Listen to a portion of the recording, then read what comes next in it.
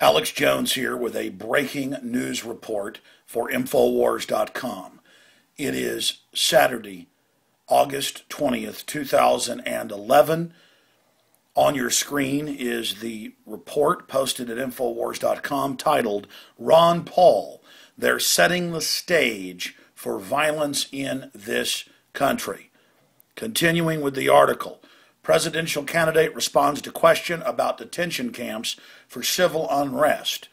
In a response to a question asked by InfoWars correspondent Robert Wanek at the Iowa State University during the recent Ames straw poll, Ron Paul said that the federal government was preparing for civil unrest and martial law in the United States. This video just went up yesterday.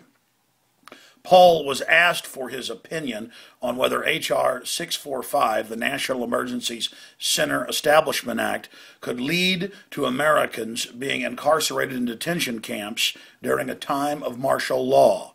You can watch the video of the above clip on the site.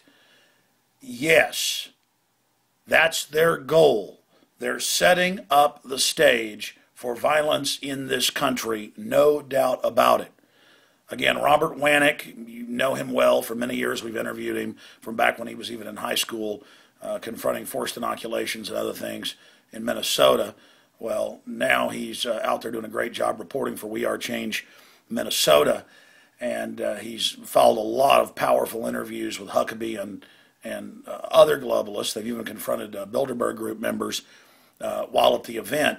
And he says to Ron Paul, are you concerned about the National Emergency Centers Act being a lead up to the incarceration of Americans in detention camps? Should we be concerned? And Paul says, yeah, that's their goal. They're setting up the stage for violence in this country, no doubt about it, responded Paul. So there is a candid response right there by Congressman Ron Paul on your screen right there.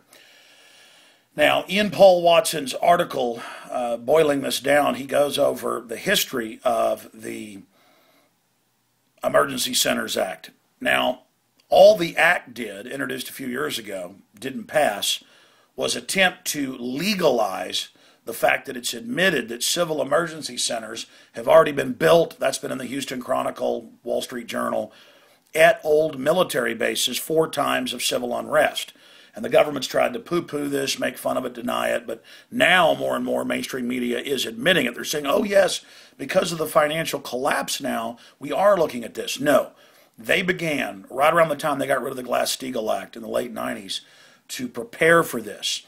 The British Ministry of Defense 4 years ago put out their report saying it was coming. They know that they're causing a physical depression in the economy and overlaying it with a currency devaluation, inflationary situation. So that's between a rock and a hard place, or a pincer attack, vice grips. And the real enabling power for this is in the presidential decision directives that Bush signed, that when different congressmen and people, remember 4 years ago, wanted to see copies of it, even the head of the Homeland Security Committee was told, you're not allowed to see the full synopsis. But even the cover sheet said that the president, for any emergency, including economic, can basically set Congress aside.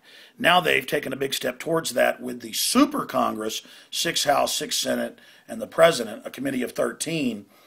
And in that system, they now originate the spending bills. And lo and behold, they're now doing what I predicted they would do.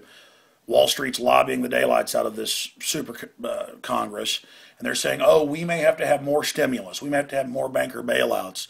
And the rest of Congress, who barely voted for it in 2008 when the bankers held Congress hostage and Paulson threatened martial law. Remember that being in the news? If they didn't do what he was, if they didn't do what they were told. Same thing happened in Greece, same thing in Ireland. So they're getting us ready for just absolute austerity, raising the taxes, cutting the benefits, looting the pension funds, cutting the military pensions. That's now being announced. And going after political dissidents. And it is such a big deal to have Ron Paul, when he's asked this question, hey, should Americans be concerned about being put in FEMA camps and this National Emergency Centers Act, Ron Paul says, yes. and goes on to basically say Homeland Security is wanting to stage something or wanting to get violence going in this country. Quote, they're setting the stage for violence in this country. So please get this report out to everyone you know. This is very, very serious. It's in the IMF and World Bank documents that got leaked in 2002, that this is what they've done in third world country after third world country. And now they're getting ready to do it in the Western world. And here we are 9 years later, and exactly what the IMF and World Bank were internally talking about is now happening. They're imploding the euro and saying we'll now have a private corporate financial union that dictates to all the countries.